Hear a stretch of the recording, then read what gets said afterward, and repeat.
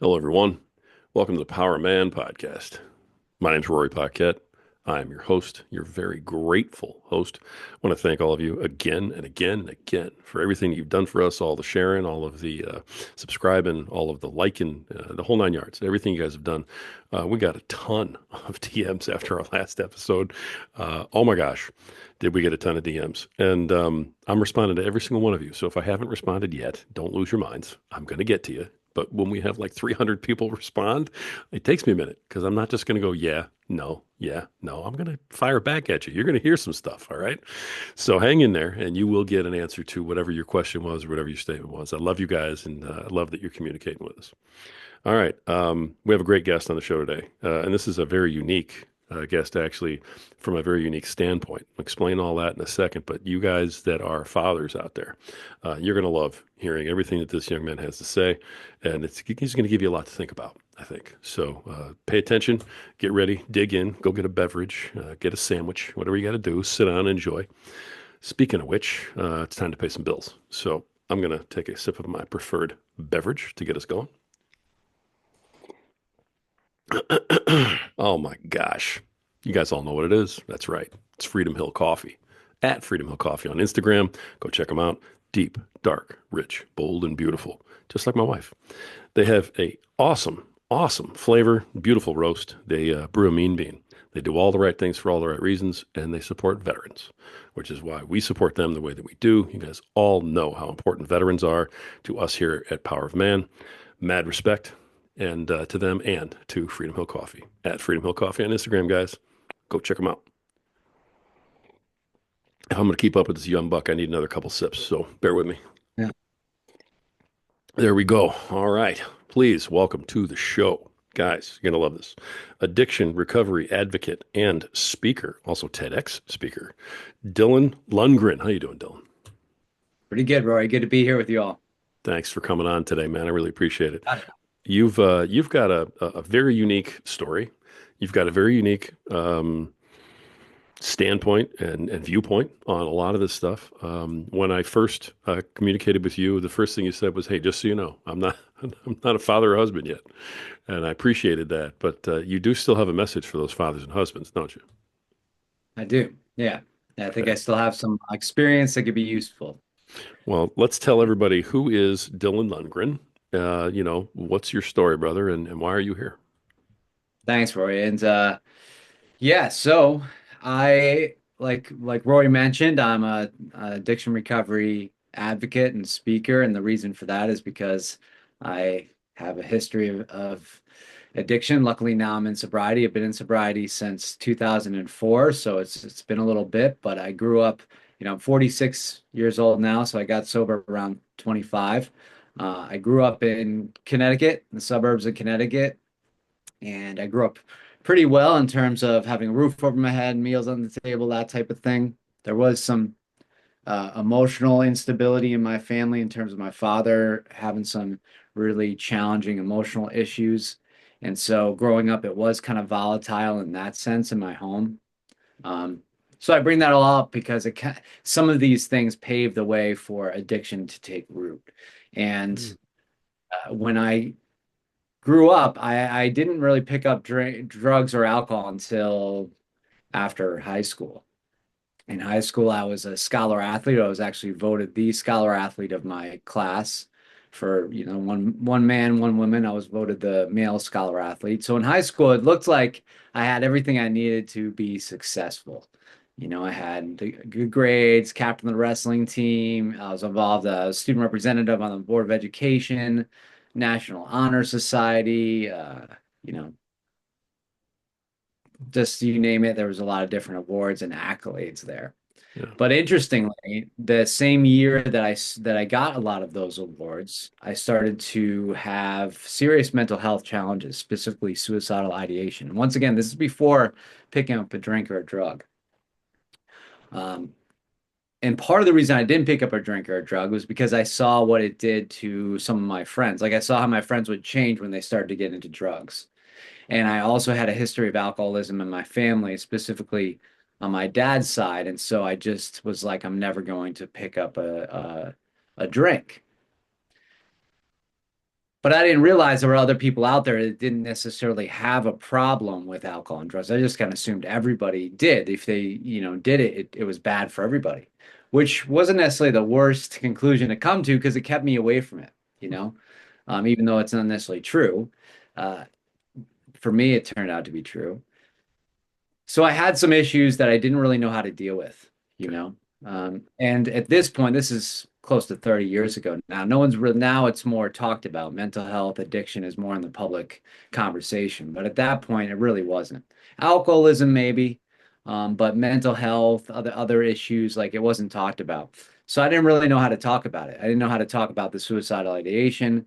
Um, my dad, some of his emotional instability was around relationships, obviously with my mom at that point. So he was really jealous, possessive, paranoid, these types of things. So I picked a lot of that up. So when I Mm, got into a relationship, I embodied some of the same qualities, but I didn't know how to talk about any of this. I knew something was wrong. I knew yeah, I knew something was wrong. And it was getting increasingly more acute in terms of how that feeling of being off, and was becoming more acute. But I didn't know how to deal with it. I knew how to do calculus, I knew how to wrestle, I knew a lot of these types of things, but I didn't really learn cope mechanisms. sure. I didn't really learn how these underlying issues could really affect me, Let me or ask what you they for even just, really. yeah, let me Yeah, just of ask you for a course. second. During this time, did it occur to you at all? Because if you don't know, you don't know, to try to talk to somebody, or did you try and you were like turned down or not taken seriously, or was there any of that interaction at all going on then? That's a great question. There was a little bit of both. So somehow I think I remember talking to somebody my senior year of high school as like a social worker. And I can't remember exactly how that came about. I think I kind of loosely touched on what was going on with my parents. Okay. Um, but even when I went to see him, I remember him telling my parents that he couldn't work with me because I wouldn't say anything, meaning I would go to meet with him. And I don't think at the time I even knew how to really give voice to what I was going through, or I was just too scared to say it. So why is that? I'm not sure why. I know having had a history in recovery, one thing I can say that's really helpful is to be around other people who have had the same experience and have found a way out. And by doing that, by being around people like that, I start to hear the words that give voice to the experience I'm having. And as a younger person, I actually need that mirror in order to oh, that's what it is, right? I need to be actually hear it and see it in somebody else to really be able to Hmm. name it. At that Okay. point, I didn't have any of that, you know. Okay. So I think that was part of the challenge with going to a social worker and not really having anybody else that could relate. I mean, somebody wanted to help, but he didn't necessarily know what I was going through, or he couldn't relate, and I didn't know how to give voice to it completely yet. Right. You know, I might just say I'm feeling down. Why are you feeling down? I don't know. You know, Sure. um, Okay. yeah, Yeah, yeah, I yeah. appreciate So the interjection. I didn't mean to interrupt the story. I didn't no, want to lose that anytime. one point Question. right there. So, yeah, Yeah, I appreciate you, man. Go for it. yeah. So fast forward to college. So I get out of high school. I go to University of Connecticut. It was my first year of college. I'm away from home, some freedom there. I'd always had this idea that I wanted to be kind of the center of the party. It was a lot of what I think motivated me to get the good grades, to be captain of the wrestling team. It was like this idea that if I could succeed, then I'd be happy.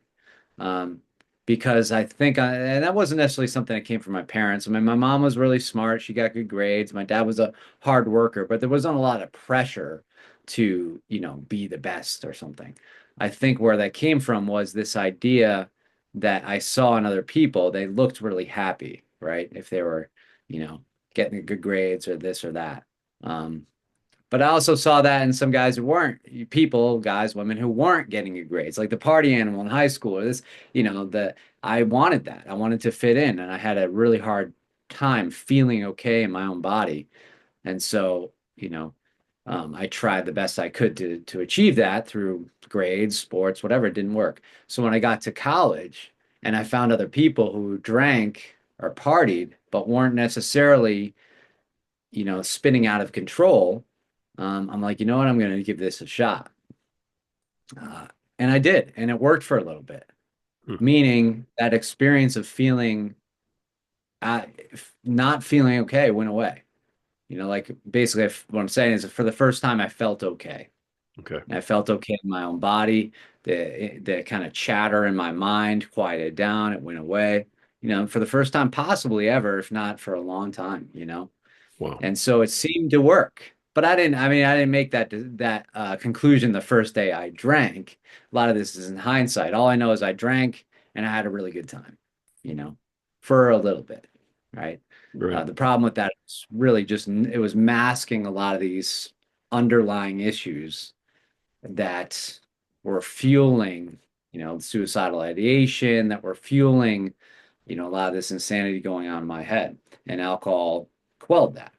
And it gave me the ability to connect with people. It gave me the ability to be the center of the party, to feel confident. But it was a false confidence, right? It was like, you Right. know, uh, it was all relying on the bottle. And that worked until it didn't. And once it didn't, now I had two problems. Now the same problems I had before were resurfacing. But now I also had an addiction to deal with because I was addicted to alcohol.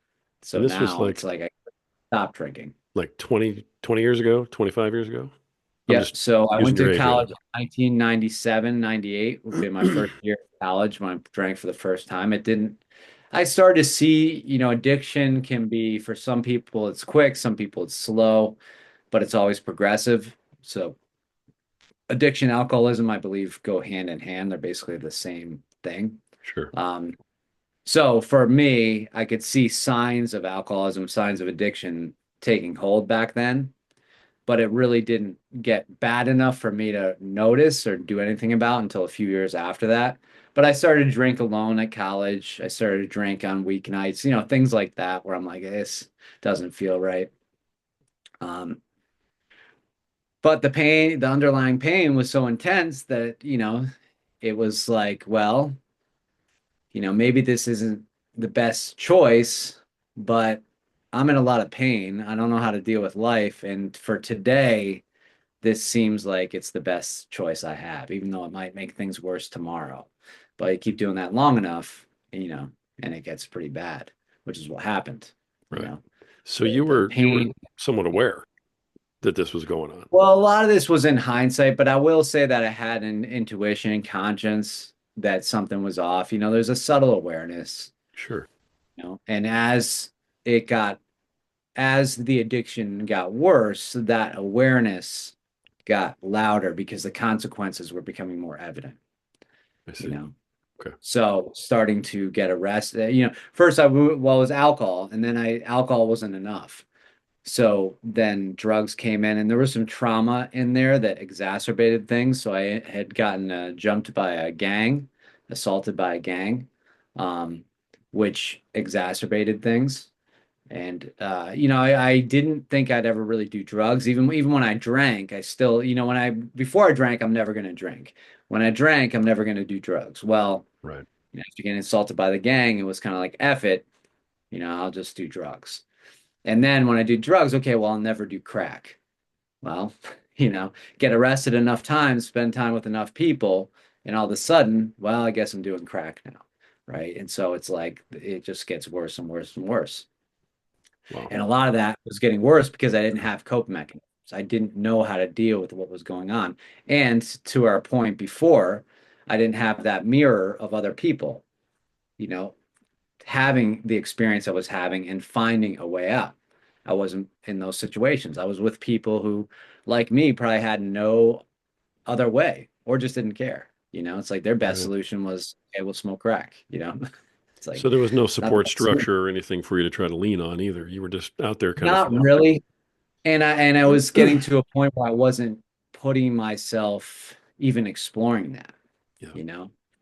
I mean, the level of I would say maybe lack of we talk about in your podcast, I read the bio, it's like purpose, right? It's Right. having man regain their power or their purpose. And so I had no purpose, and the ni almost kind of nihilism was taking hold. And so why bother? Why bother even trying? It's not going to get better.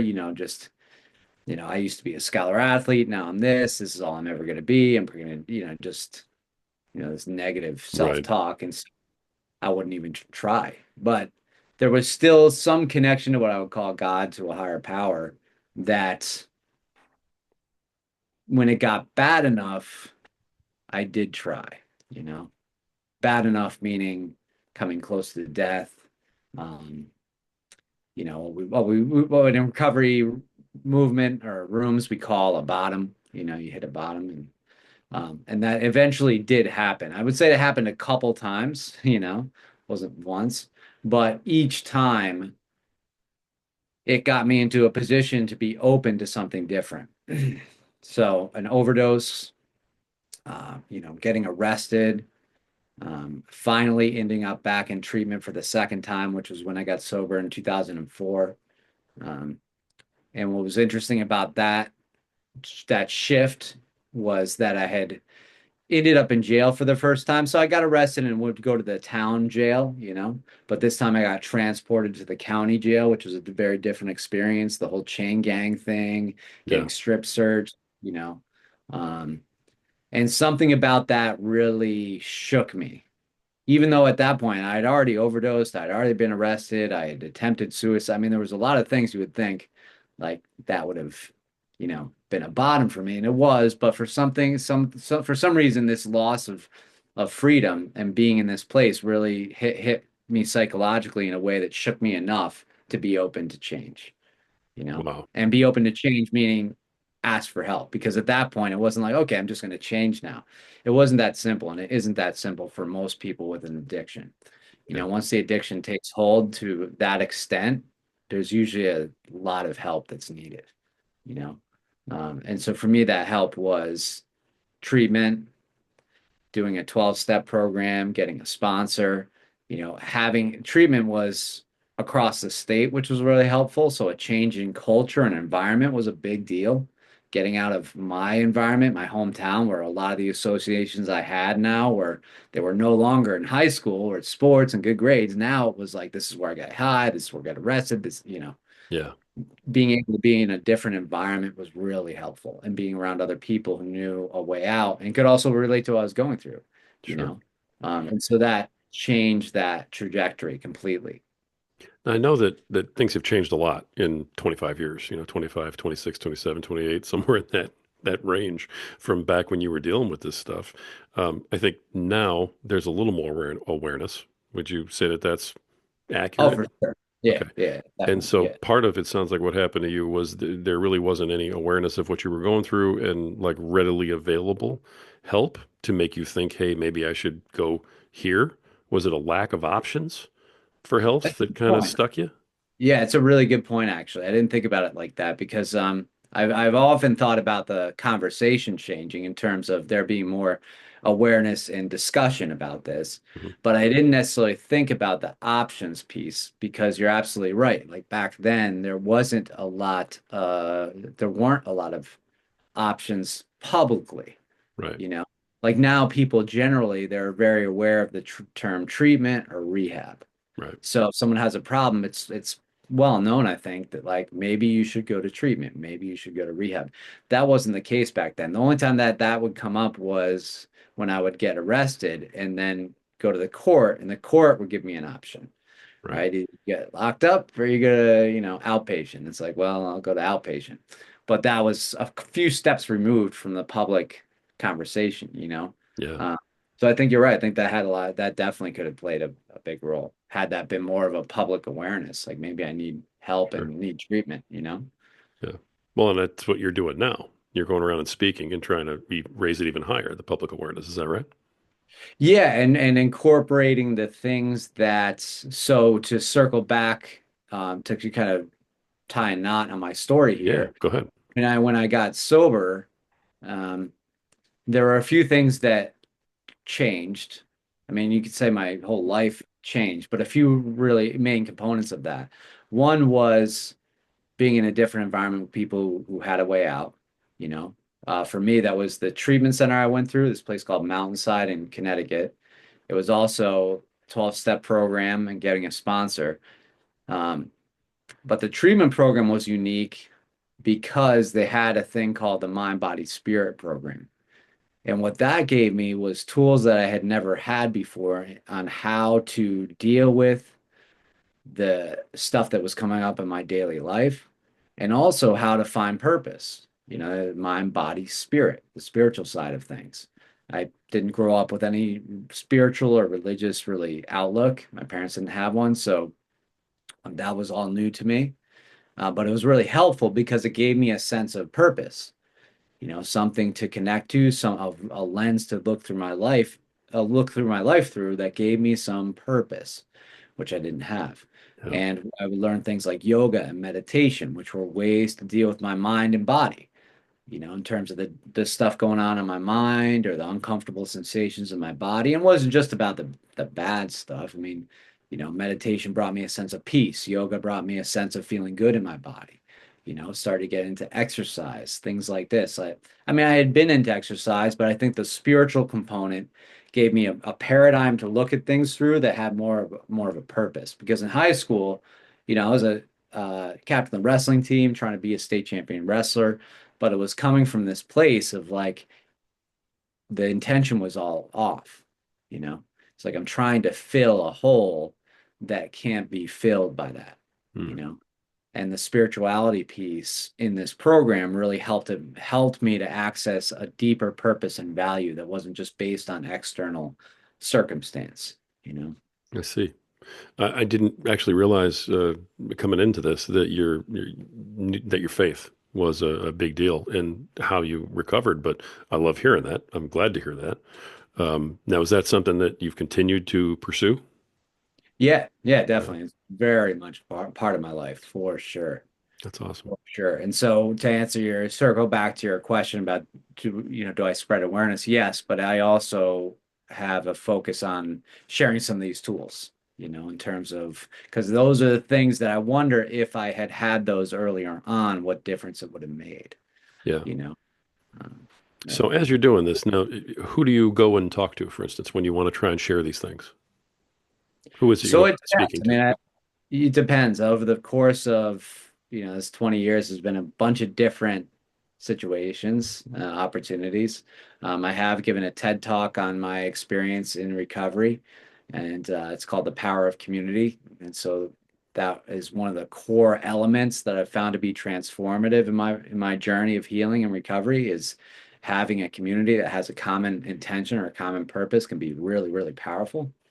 Um, so I've done a few TED Talks. I have worked at numerous treatment centers, whether they're an inpatient center where people stay there and live there for a period of time, or outpatient where people just go there for the day or the night for a program.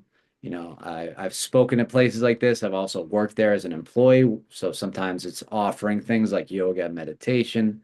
Other times it's doing things like what's called case management or behavioral health technician, where I'm just kind of helping out with the day-to-day stuff. Um, it's been a lot of different ways that my, service in this industry has shown up over the past 20 years. Currently, I work at a community center in Pittsfield, Massachusetts, where I live not too far from there. And it's called a Peer Recovery Support Center. And so it's something in Massachusetts that's really an amazing thing. So it's not a treatment center, but it's a peer-driven support center, community center where people from the community, anybody can come and take advantage of what we offer. And it's really, I work there as an employee, so there are a few of us who work there and oversee the program, but a lot of the choices that are made in terms of what we offer and how our budget is spent is determined by the members, which are peers. So people can be just join early in recovery, later on in recovery, just, it's driven by the community basically. So we offer yoga, meditation, fitness trips, art, art classes, recovery meetings, recovery groups, different special events, all types of stuff. So that's where I work now. I also do not recovery stuff, but make use of my yoga background, fitness background. So I work at a fitness center. I also teach yoga to kids, elementary school kids, which is amazing. Good deal. It's actually really amazing because it's one of those places where it's like such a joy to be around them. But I also wonder, like, man, what it would have been like if I had some of these tools when I was younger. So yeah, that's what I'm up to now. Nice. Now, you keep mentioning the tools and the tools. Now, is that the yoga and the stuff like that, or is there a specific set of tools that you're referring to that you have that you wish you had? So I'd say both. When I say tools, if I had to sum those up, prayer and meditation are the top two for me. Okay. Um, Connection would be close third, I would say, to other people, specifically in the 12-step program, but also just connection in general. I mean, a lot of addiction is about, in the AA's big book anyway, they say that it centers in the mind. Addiction is a problem of the mind. And so a lot of times when we're stuck in our head, we can start to believe our own negativity or, whatever's going. So connection with other people can help to minimize that. But prayer, meditation, connection, service, getting out of myself, helping other people. Exercise is a big one. I like to run, but it doesn't have to be running, but something that gets my endorphins going, Right. gets my body moving, helps me to feel good. Um, and yoga is a good one for sure. Yoga kind of falls under exercise, it's a little more conscious, and there's different reasons why yoga can be beneficial. Um, yeah, I mean, there's a lot of tools I've learned over the years. Those are the main ones. Prayer and meditation are always the go-to for me. You Excellent. know, always the Excellent. go-to for me. Yeah. If you don't mind me asking, and if I ask you anything today, feel free to just say, "Hey, let's pass on that one." Okay, but Yeah. I am curious. We talk to a lot of fathers and husbands and stuff in this program too. Where were your parents through all of this? So they were always present, but part of the challenge, I think, was that they weren't necessarily emotionally present, especially well, I'd say both my parents early on. Um, and so the lack of emotional attunement, I think, was a big problem. So when I was growing up, my parents provided for us in terms of having a roof over our head and meals on the table. Um, But my dad was so emotionally unhealthy that it created a toxic environment, so much so that at one point my mom took us across the country because she was afraid of what he was going to do to us. Um, Wow. so he never, I mean, can't remember him ever physically hurting us. Emotionally, he was very abusive, but not physically that I recall. But he got to a point where he was saying things that she got so afraid that, she felt it was better to take us out of the house and to her mom's house. Sure. But I bring that because there was a huge missing component of emotional attunement, which is what my therapist calls it. Um, and so a lot of the stuff I was going through as a kid, and my sister too, I think, just this constant sense of fear. Like, when's the other shoe gonna drop? Because my mom and dad would be fighting, we'd be in our room. It was just like this tension. I can even feel it now when I think about it, this Yeah. tightness in my belly. And that piece was as I stay sober, I realized how big of a deal that was to not have that piece. Yeah. It's very, very destructive, very destructive. I'm not even sure exactly how or why yet. I'm just starting to learn more about that.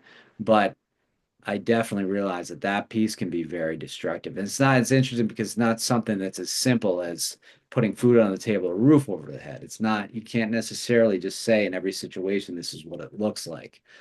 I think it has a lot to do with doing our own work. Like when I'm with the kids in at the elementary school, I'm much more emotionally attuned than I probably was 10 years ago or definitely 20 years ago because of the healing work, you know, that I've done, that a program, a higher power has done through me. Because of that, I'm much more in tune and able to be present. Um, Even for the 1 hour, 2 hours a week I work with these kids. But if that's not there and, a child is, or even a younger person's going through something, I think that it can be really kind of silent, but very destructive. So my parents were there, but they didn't really know how to, they didn't really know. Um, they might have sensed something was going on, but, and then they're also trying to pay the bills and work jobs. I mean, there's Sure. just so many other things. It's like, I kind of can't blame them, but, you know, it's harmful to not have that. Right. I'm also curious because, you were talking about, I mean, you basically look like the all-American kid when you were Right. growing up, the captain and good grades and, top of the class and, head of this and head of that and everything else. So, um, normally you would look at a kid like that and say he's really driven, he's doing this for himself, so on and so forth. When you come back and say that there was still this huge missing piece and that it all left you feeling empty, was all of that then done out of fear of like reprisal, trying to just stay perfect so you could stay under the radar with your dad, especially? Say it a little more. I'm not sure if I understand the question. The What drove you to be the best, to be the captain, to go for state, to do all this stuff when it wasn't for you? And the question is really, was it out of fear, because of not wanting to make your dad angry and, wanting to be the best kid you could be so he doesn't, come at you? Maybe it's interesting. I've never thought about it like that. It could be. Not want to make him angry. That's actually a really good point. That could be, that could be. Okay. When I usually look back at that, the driving force I think was that's the best shot I have at being okay. I didn't I feel see. okay. I didn't know how to give words to not feeling okay, but I knew something was off enough that I needed to do something about it. And when Got I it. looked out at the world, it seemed like the people that were the happiest or that were getting the most accolades, and I didn't really want the accolades, I don't think so much, just for some reason that to me was a sign that they were doing good, that things were okay.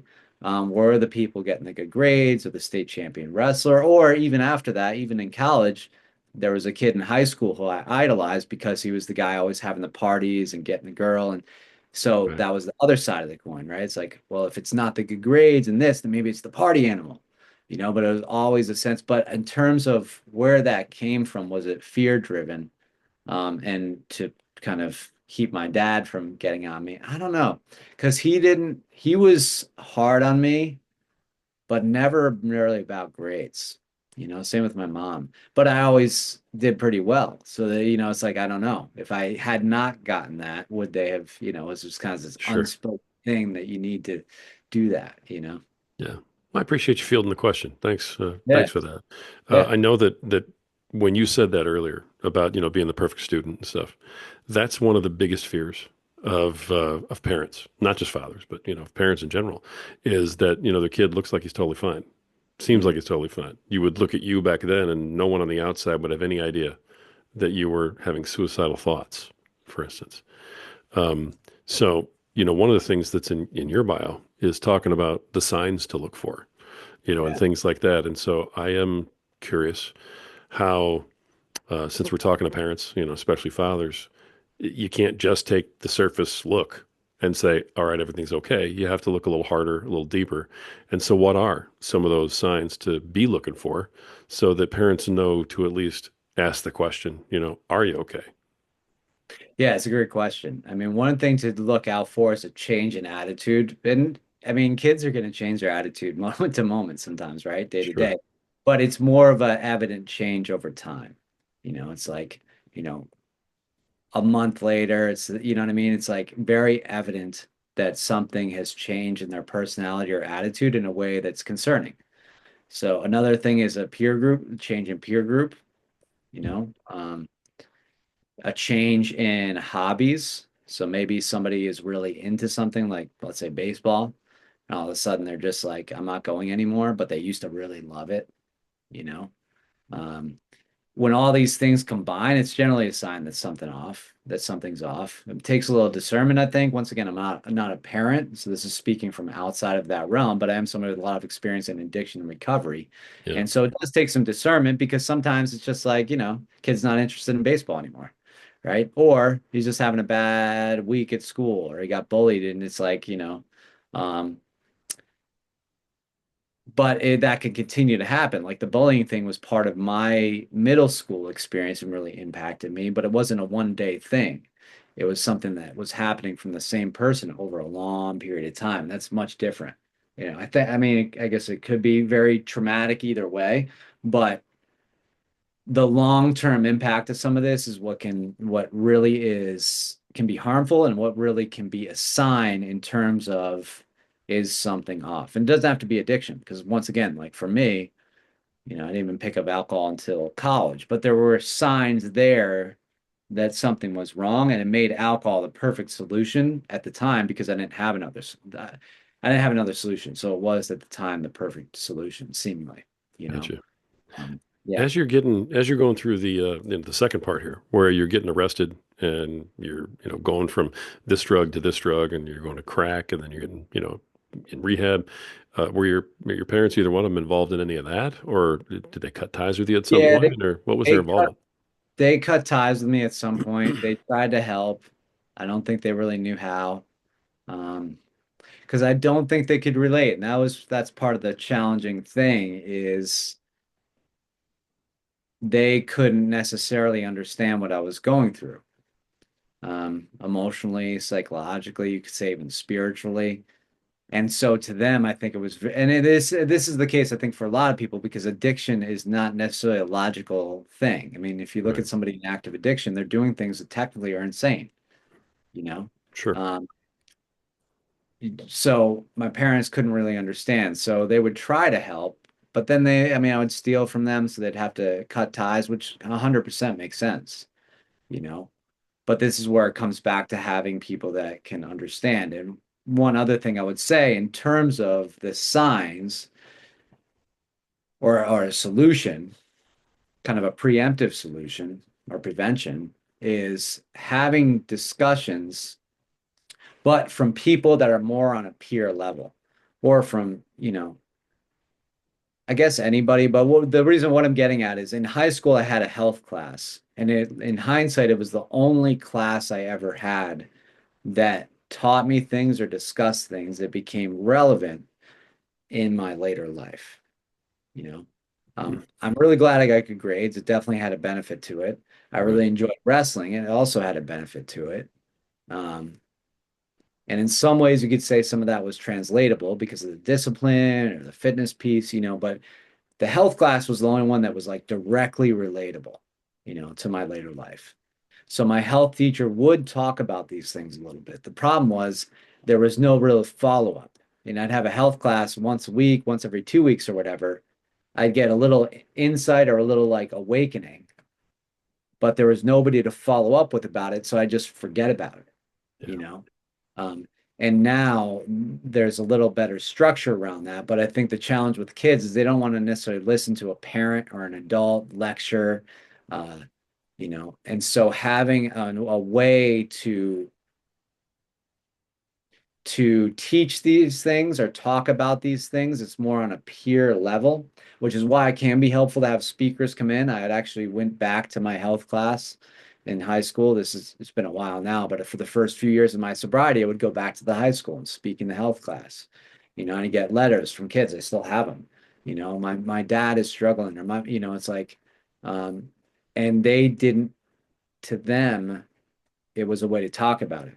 They couldn't talk about it until they heard me talk about it, you know? Yeah. Uh, so that's one thing, because when it does, if it ever does happen, being able to talk about it, is really important because then you can start to navigate solutions and talk about the issues, versus years later if addiction takes hold and then it's much harder to get out of, the one thing caveat I will say to that is that because it's become so much of a public discourse and mental health, it can be easy to diagnose everything as a problem, which isn't necessarily the case. And Mm. this is where, it's important to, really explore these things. Because if I'm having a bad day, it doesn't necessarily mean I have clinical depression, you know. Yeah. if I'm obsessing about something, one day, or, it doesn't necessarily mean that I have OCD. Like there is a spectrum here, and it's important you know, to know how to explore that spectrum. And I'm not an expert on any of this necessarily, but there is, it isn't necessarily a one size fits all approach, if that makes sense. Absolutely. Yeah, for sure. I mean, this is a very individual situation Yeah. for everybody. I can see that for sure. I've got quite a bit of experience with this sort of thing myself. Not the substance part, but all the stuff that led up to the substance part. So Mhm. that's why I asked that question about your father, just Yeah. Of you know, thoughts in my own head. So I appreciate you fielding that one. course. Have you reestablished contact with your parents at this point, or they Yeah. still Yeah. We're have you? connected. Yeah. Yeah. Awesome. Yeah. I'm glad to hear that. I'm very Yeah. glad to hear that. Yeah. Cool. So they must be very happy that you're in the position you're in. Yeah. Yeah. They're definitely yeah, much happier now I'll for sure. bet. I'll bet. You did bring something up about, in your bio about medication being, sort of an absolute in terms of treating, what you're dealing with. And then you've also brought up some things about like holistic alternatives and remedies and stuff like that. Do you have an opinion on that kind of thing? What did you go through? What were your results? Tell us about that. On medication or meditation, you said? Medication. Yeah, Medication. the medication versus the holistic, alternatives. Yeah, so for me, I actually for a long time I went back and forth about medication because I had seen a lot of people now are aware of how pharmaceutical companies influenced the opiate crisis. Hmm. And so that trans that I'm not sure the right word, but that basically parlayed into addiction treatment and became a problem as well. So even though meaning pharmaceutical companies have a big stake in addiction treatment in terms of the amount of medications that are prescribed to people in recovery, seeking recovery. And in my opinion, they were being prescribed it way, way, way, way too much and way too often. And that's kind of why I brought up this piece about discernment. Because if I label everything as a problem and I immediately go to, you know, uh, uh, a physician who isn't discerning and is just going by the right medication is just what I'm saying. So Yeah. in addiction treatment, for example, there's a psychiatrist, Dr. Montes, who had a great video series on this, and he talked about how oftentimes the withdrawal symptoms from addiction will be misdiagnosed as separate disorders, and each disorder will be solved by prescribing a medication. So, for example, if I'm withdrawing from alcohol, I'm going to be anxious, I'm going to be depressed, you know, I might not be able to sleep, but that's because my brain is healing itself. That's the natural process of healing. But if I go to somebody who's not aware of that, then they might prescribe me a medication for anxiety, for depression, for sleep, all of which, similar to addiction, would might help in the short term, but can create long-term problems and can also, in some cases, keep the brain from healing or even make me more likely to relapse. Not all the time. So with medication, it's been a journey in terms of when is it helpful, when is it not. Now, I'm not a doctor. I'm not here to tell anybody exactly when they should or shouldn't take a medication. Just sharing my experience in recovery. Um, but I would say that the best time to try medication is when I've exhausted other resources and they haven't worked, you Okay. know, and in complement to other sources. So therapy, fitness, nutrition, things like that. That's where my focus is. I actually take medication now, but that came as a result of realizing that I needed to because I had tried everything else. It wasn't just, let me just take a pill and it'll fix it. I was actually trying a lot of other things that wasn't working. So, Good deal. for me, I am on medication. But that would be my suggestion in terms of that or my, thoughts on that. Excellent. No, I appreciate that. And again, thanks for sharing that you Yeah. actually are doing that too. But it's real easy for everybody to say, hey, medication's bad. But Right, right, right. I do appreciate, how you went through the list there, the Yeah, progression. yeah, And I can actually see, yeah, what you mean, how that gets misdiagnosed too many yeah. times Right. probably. So that's big. Um, Man, you've unpacked a lot. You've shared a ton. You said one other thing that I want to make sure I ask you about. You said that during your recovery, you're trying to better yourself, and you're trying to do that. Is it through bettering your community or also better your community? I didn't really understand that line and where you wanted to go with that. I can't remember what it said either, but Okay. trying to better myself, I guess. I mean, recovery to me is about recovering who I'm meant to be, in terms of what I consider my higher power or God design, who God designed me to be. Um, which is, I guess you could say, a bettering of myself. It's kind of, I feel like it's a little different. It's like I'm not necessarily trying to improve myself so much as recover myself, you know, because I feel like that's good enough, how it's designed to be. If I can recover that connection, like that's good enough. Um, and the ways in which I do that are a 12-step program, exploring faith deeper, healing work, therapy, service, purpose. There's like a lot of different aspects to it, you know. Excellent. Um, yeah, in ways that I express those aspects, but yeah. Excellent. The for the parents that are listening, if you could, and maybe you've said this to your parents, but if you could tell your parents, I really could have used this. It really would have helped if I had this in order to try to, avoid the entire slide that came, later. And this is for, again, for my audience, for the parents that are out there listening, we're going, how do I avoid this? I mean, obviously I want to know what to look for, but how do I avoid this? What does the person who's in the spot of my kid, what do they need? And you've actually been there. So if you could say that, what would be your answer? I don't know if it would be one thing. If it was one thing, it would be having a group to talk about this stuff, you know, Okay. having a group with other peers that are a little farther down the road and could share their experience about what they went through and how they got out of it. And I'll share this really quickly. When I Yeah, was in middle school, they used to have this thing. I forgot exactly what they called it, but it was similar, I guess, what you might call like a Big Brother, the Big Brother, Big Sister program, sure. Yeah. Boys and Girls Clubs, except they had this in the middle school. And I think these were high school kids that would come in. And so I remember being in the auditorium and they had this whole talk, and then you'd either find or be assigned a big brother or big sister. So it was somebody who was a few years ahead of you who you could talk to about your struggles and challenges. Yeah. I just remember this. Um, but I also don't think there was a lot of follow through, you know? It was an amazing idea because if I was to say one thing that could help, I mean, that would probably be it, you know, is having some type of program that's more peer driven with adults overseeing it, but the Cool. peers are kind of driving it. Yeah.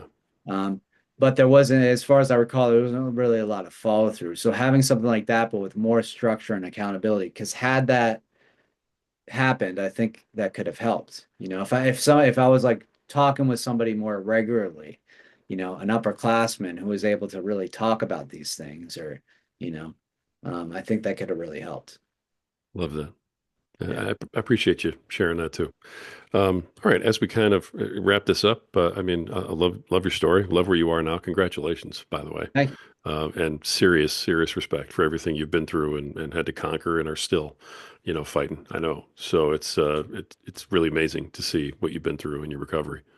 Thank you. Um, the As we kind of wrap it up, I like to make sure, and in this case, I definitely want to make sure with my guests, I want to give them the floor for a moment or two, as we kind of wrap things up here, and say, hey, is there anything I didn't ask you about that you want to make sure you get out there? Is there a point that you mentioned that you want to drive home a little more, or is there just maybe a nugget you want to leave behind for the listeners, as we kind of wrap things up here?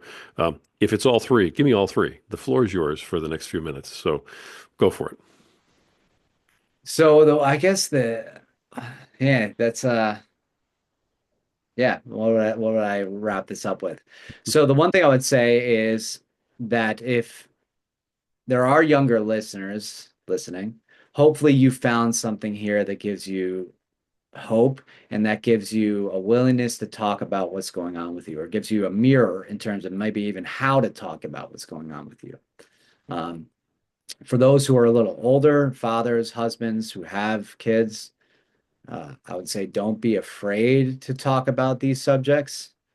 You know, I'm sure you're all aware of the nuance it takes to do that without coming across as lecturing or, um, but being able to do that, I think, is important, and being willing to do that, I think, is also important. Um, yeah, I don't know what else to say because there's so many different That's aspects okay. to this, but I would say those two pieces are what I would wrap up with.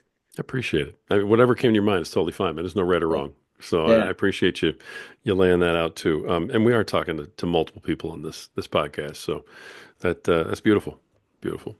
Cool. Dylan, thank you, man, for being Got it. on. Thank you for Yeah, having me on. yeah, addiction recovery advocate and speaker, Dylan Lundgren. You were awesome today. Thank you, sir. Good to be here. Thank you. Folks, this has been another episode of Power Man Podcast.